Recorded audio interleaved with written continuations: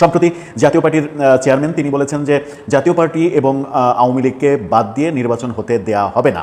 জাতীয় পার্টির মহাসচিব পাটোয়ারি সাহেব, তিনি শামীম হায়দার পাটোয়ারি, তিনি বলেছেন যে জাতীয় পার্টিকে ছাড়া যে নির্বাচন হবে, যদি নির্বাচন হয় তাহলে নির্বাচিত সরকার টিকবে না। মহাসচিব পদে ডক্টর মোহাম্মদ ইউনূসের নাম আলোচনায় থাকা প্রসঙ্গে জানতে চাইলে প্রধান উপদেষ্টার প্রেস সচিব শফিকুল আলম বণিক বার্তাকে বলেন, এটা পুরোটাই রিউমার, এটার কোনো ভিত্তি নেই।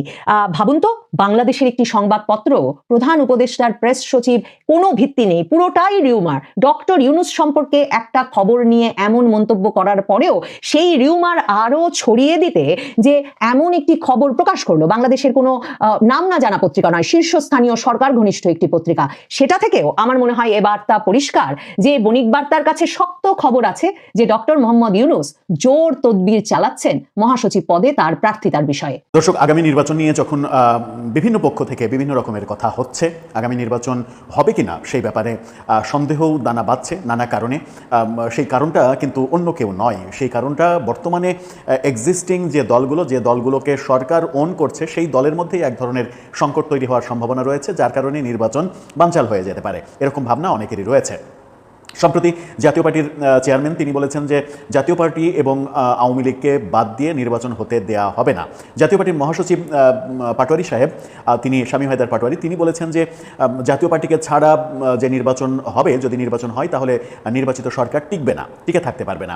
এরকম মন্তব্য যখন সেই পক্ষ থেকে পাচ্ছি, আওয়ামী লীগের পক্ষ থেকে বলা হচ্ছে আওয়ামী লীগকে ছাড়া দেশে কোনো নির্বাচন হবে না। ঠিক এই আলোচনার মাঝে এনসিপির সদস্য সচিব, এনসিপির দ্বিতীয় সর্বোচ্চ নেতা আক্তার হোসেন, তিনি জাতীয় পার্টি এবং আওয়ামী লীগকে বাদ দিয়ে নির্বাচনের কথা আবারও বলেছেন, আবারও পুনর্ব্যক্ত করলেন। আওয়ামী লীগকে এবং জাতীয় পার্টিকে বাদ দিয়ে যে নির্বাচন হবে, সেই নির্বাচনের পরিণতিটা কোন দিকে যাবে, সেই ভাবনা আদৌ কি মাথায় আছে তাদের, সেটা একটা বড় প্রসঙ্গ। সেই প্রসঙ্গটাই একটু বুঝে ওঠার চেষ্টা করব। কি বললেন তিনি সেটা শোনার পরে সেটা বুঝে ওঠার চেষ্টা করব যে তার পরিণতিতে কি হতে পারে। থাকবেন পলিটিক্স টিভির নিয়মিত আয়োজনে। দর্শক, বলছিলাম আগামী নির্বাচনে জাতীয় পার্টি এবং আওয়ামী লীগকে বাইরে রাখতে চান এনসিপির সদস্য সচিব, মানে এনসিপি বাইরে রাখতে চাই, সেরকমটাই মন্তব্য করতে দেখা গেল তাকে। এই ব্যাপারে প্রথম আলোর শিরোনামটা আপনারা দেখে নিতে পারেন। প্রথম আলো বলছে, আগামী নির্বাচনে জাপা ও আওয়ামী লীগের অংশগ্রহণের সুযোগ রাখা যাবে না। আক্তার হোসেন কি বলছেন তিনি? আওয়ামী লীগ ও জাতীয় পার্টিকে আগামী সংসদ নির্বাচনে অংশ নেওয়ার সুযোগ রাখা যাবে না বলেছেন তিনি। জাতীয় পার্টি সম্পর্কে এনসিপির এই নেতা বলেছেন, 5 আগস্টের পর উচিত ছিল জাতীয় পার্টি ও আওয়ামী লীগের দোসরদের আইনের আওতায় নিয়ে আসা, কিন্তু এখন পর্যন্ত তারা দেশবিরোধী বক্তব্য দিয়ে যাচ্ছে। অর্থাৎ জাতীয় পার্টি যে বক্তব্য দিচ্ছে সেগুলোকে দেশবিরোধী তিনি বলছেন।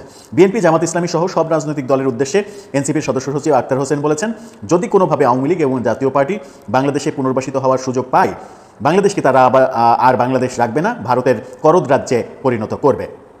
এর আগে জাতীয় পার্টি 9 বছর প্রায় শাসন করেছে, আওয়ামী লীগ 15-15.5 বছর, সাথে 5 বছর, অর্থাৎ 90-এর পরে আওয়ামী লীগ 20 বছরের বেশি সময় শাসন করেছে। তার আগে আমরা যে দৃশ্যটা দেখেছি 75 পর্যন্ত, স্বাধীনতার পরে 75 পর্যন্ত সেই সময়টা, সব মিলিয়ে আওয়ামী লীগ প্রায় 25 বছর এদেশের রাষ্ট্র ক্ষমতায় ছিল। এই 25 বছরে ভারতের কোন কোন অঙ্গরাজ্যের অধীনে বাংলাদেশ গিয়েছে, এই 25 বছর সাথে মানে জাতীয় পার্টির 9 বছর, এই 34 বছরে ভারতের অঙ্গরাজ্য হিসেবে কিভাবে বাংলাদেশ কাজ করেছে সেই মানে প্রশ্ন করা যেতেই পারে। যদিও সেই প্রশ্নের উত্তরে বলা হবে যে আওয়ামী লীগ এটাকে ভারতের মানে দাসত্ব করার একটা জায়গা, এবং ভারতের দাসত্ব তারা করেছে, এটাকে ভারত বানিয়েছে, বাংলাদেশকে ভারতের কাছে বিক্রি করে দিয়েছে। এই ব্যাপারটা বলা হতেই পারে। এই ব্যাপারটা বহুবার আমরা শুনেছি।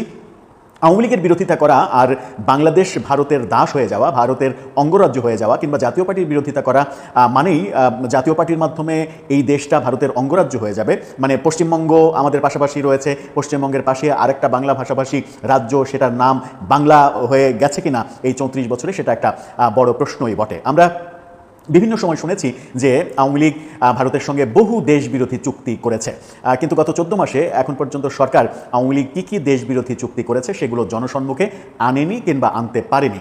এরকম প্রেক্ষাপটের মধ্যেই আমরা দেখলাম যে আসিফ মাহমুদ সজীব ভূঁইয়া ফেসবুকে ঘোষণা দিলেন, লিস্ট দিলেন যে 10টি চুক্তি ভারতের সঙ্গে যেগুলো শেখ হাসিনা করেছিলেন সেগুলো বাতিল করা হয়েছে, আরও বেশ কিছু চুক্তি বাতিলের জন্য পুনর্বিবেচনা করছেন। কিন্তু পররাষ্ট্র উপদেষ্টা একদিন পরেই বলেছেন যে এই ধরনের কোনো চুক্তি ভারতের সঙ্গে নেই। তার মানে ব্যাপারগুলো আসলে গোলমেলে। ব্যাপারগুলো হচ্ছে যে আপনি শেখ হাসিনা অন্যায় করেছেন, শেখ হাসিনার বিরোধিতা করেন, যে অন্যায়টা কি? অন্যায়টা হয়তো তিনি হয়তো তার মানে বিভিন্ন মানে পরিষদ সদস্যদের পারিষদ বর্গকে দুর্নীতি করার সুযোগ দিয়েছেন, তিনি হয়তো নানাভাবে তাদের শেল্টার দিয়েছেন, দুর্নীতি করলেও হয়তো কিছু বলেননি, এবং জুলাইয়ের আন্দোলনে ছাত্র জনতার উপরে চড়াও হয়েছেন। এই তো মোটা দাগে তার বিরুদ্ধে অভিযোগ। সাথে তার কিছু লোক শেখ হাসিনা আমলে কিছু মন্ত্রী বিদেশে টাকা পাচার করেছেন, এই অভিযোগগুলো মোটা দাগে এই অভিযোগগুলো আছে। কিন্তু এখন পর্যন্ত আমরা দেশবিরোধী চুক্তির ব্যাপারে এখন পর্যন্ত কোনো স্পষ্ট ধারণা পাইনি, এবং কোনো স্পষ্ট ধারণা সরকারের পক্ষ থেকে কিংবা এনসিপির পক্ষ থেকেও কোনো লিস্ট, কোনো ধারণা আমাদেরকে দেওয়া হয়নি, যাতে করে আমরা বুঝতে পারি যে এই দেশটাকে ভারতের কাছে জাতীয় পার্টি তাদের শাসনামলে কিংবা আওয়ামী লীগ তাদের শাসনামলে বিক্রি করে দেওয়ার বন্দোবস্ত করেছিল। আমার মনে হয় যে সেগুলো প্রকাশ করা উচিত। যেমন আসিফ মাহমুদ সজীব ভুঁইয়া প্রকাশ করলেন, পরবর্তীতে একদিন পরেই পররাষ্ট্র উপদেষ্টা বললেন যে না, এই ধরনের কোনো কিছু হয়নি।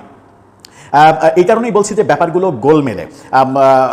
রাজধানীর শাহবাগে গতকালকে তিনি এই মন্তব্য করেছেন, এবং মজার ব্যাপার হচ্ছে যে অনুষ্ঠানে শাহবাগে একটি কনভেনশন সেন্টারে, কনভেনশন হলে যে মন্তব্যটা করেছেন, একদিকে অনুষ্ঠান চলছিল, আর একদিকে তার দলেরই দুই পক্ষ মারামারি করছিলেন। সেই মারামারিটা হচ্ছে চাঁদার টাকা ভাগাভাগি নিয়ে মারামারি। নিজের দলের মধ্যেই এক অনুষ্ঠান চলাকালীন যখন টাকা ভাগাভাগির টাকার হিস্সা নিয়ে মারামারি হয়, তখন আমার মনে হয় যে তাদের প্রথম কর্ম হওয়া উচিত নিজের দলের ভেতরটা ঠিক করা, দলের বিভিন্ন পর্যায়গুলো ঠিক করা। সেটা না করে যে মানে আমার মনে হয় যে যে ধরনের কথা বলা হচ্ছে সেই ধরনের কথা সঠিকভাবে ভেবে বলা হচ্ছে কিনা, যেমন নির্বাচনে মানে আওয়ামী লীগ সম্পর্কে যাচ্ছে তাই কথা বললে সেটা যায় আসবে না। হয়তো বাংলাদেশের বেশিরভাগ মানুষই সেটা তাদেরকে সায় দেবে, বাংলাদেশের 30% মানুষ এই মুহূর্তে হয়তো সেটার বিরোধিতা করবে, কিন্তু একটা বৃহৎ অংশ তাদেরকে সায় দেবে, আর একটা বৃহৎ অংশ চুপ করে থাকবে, কিছু বলবে না।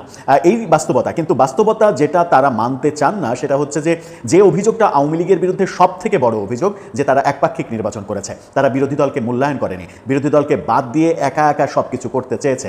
সেটাই তো মূলত আওয়ামী লীগ পতনের সব থেকে বড় কারণ।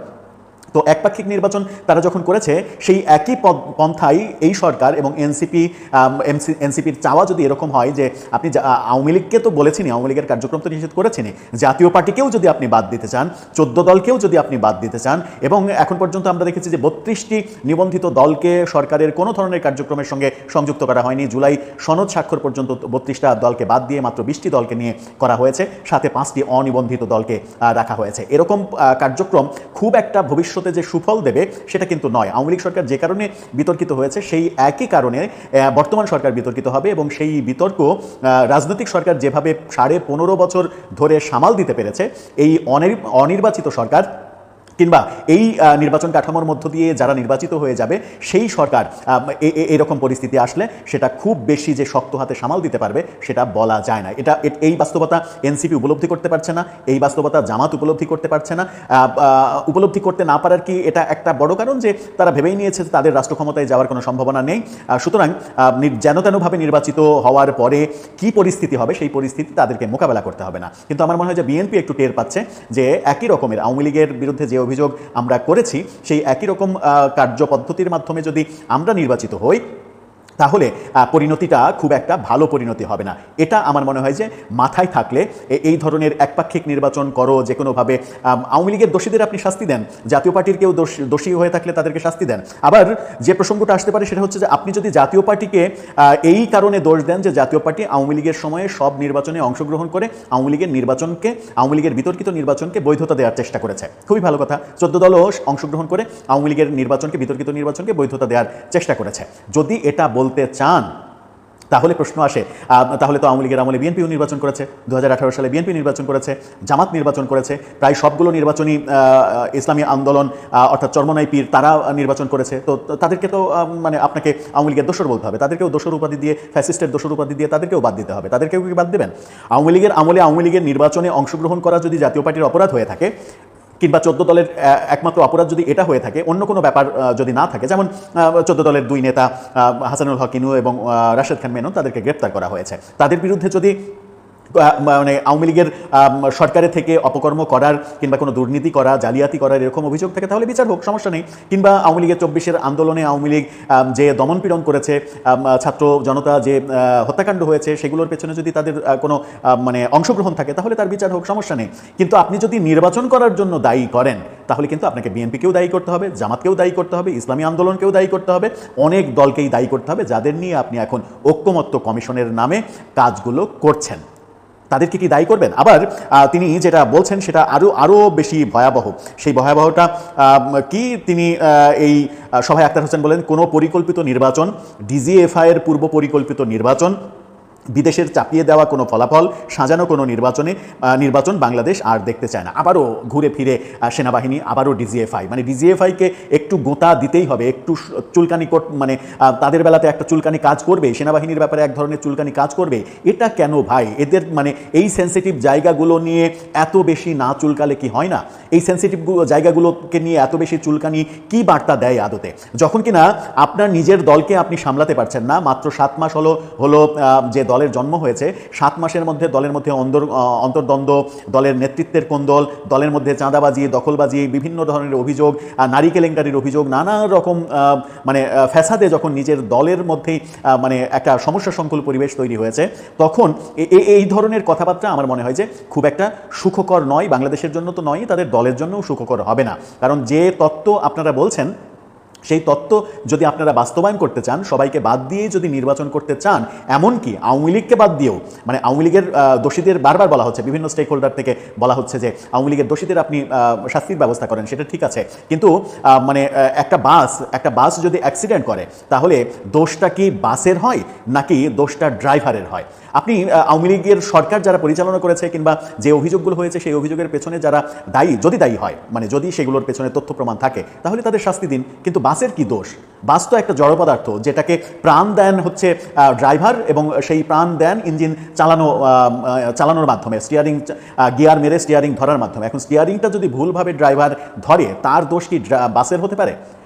আওয়ামী লীগের ক্ষেত্রেও তাই। আওয়ামী লীগকে যদি ভুলভাবে পরিচালনা করা হয়, কিংবা আওয়ামী লীগ সরকার যদি ভুলভাবে পরিচালিত হয়ে থাকে, তাহলে তার দোষ কি দল হিসেবে আওয়ামী লীগের, কিংবা জাতীয় পার্টির দল হিসেবে জাতীয় পার্টি? জিএম কাদের যদি কোনো অপরাধ করে থাকে, অপরাধের তথ্য প্রমাণ দিয়ে তার শাস্তি দেন, তাকে বিচারের সম্মুখীন করেন। কিন্তু আপনি যখন বলছেন যে জাতীয় পার্টিকে নির্বাচনের বাইরে রাখতে হবে, আপনি জাসদের নেতাকে বিচার করছেন, ঠিক আছে, তিনি যদি দোষী হন তার বিচার করেন, সুষ্ঠুভাবে বিচার করেন, কিন্তু আপনি পুরো জাসদ দলকেই যদি নির্বাচনে অংশগ্রহণ করতে না দেন, তাহলে ব্যাপারটা খুব একটা সুখকর হবে না। যে লাউ সেই কদুই হবে, আর যে লাউ সেই কদু হলে তার পরিণতি ভোগ করতে হবে নির্বাচিত দলকে, যারা নির্বাচিত হয়ে আসবে এবং পরবর্তীতে সরকার পরিচালনা করবে। তারা টের পাবে যে একটা একপাক্ষিক নির্বাচনের পর সরকার চালাতে গেলে বিদেশি চাপেরে কিভাবে পিষ্ট হতে হয়। সরকার চালানোর অভিজ্ঞতা যেহেতু বিএনপির আছে, বিএনপি এটা বোঝে।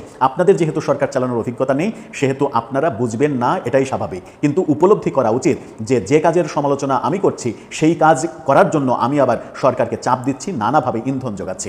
এটা কোনোভাবেই গ্রহণযোগ্য একটা ব্যাপার হতে পারে না। দর্শক, আপনার কি মনে হয়, এনসিপি নেতারা যে ভাষায় কথা বলছেন, সেই ভাষাটা কি আগামীতে খুব একটা ভালো কিছু বয়ে আনবে দেশের জন্য?